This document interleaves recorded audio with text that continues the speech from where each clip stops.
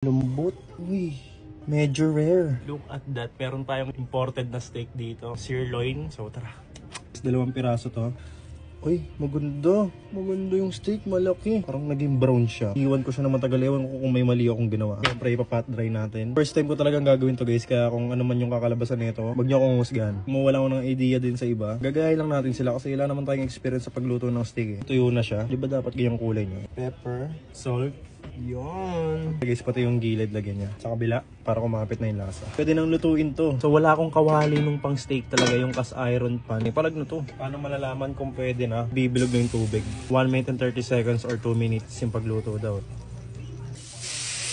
Sana tama itong ginagawa ko, no? Pwede na yun. Pari-pari na natin. Mukhang ano to, well done to ah. Congratulations. Feel ko okay na yan. I-base na natin sa butter. Butter. Para dalawa na lang yung bawang buo dito. Rosemary. Thyme. Para mabango.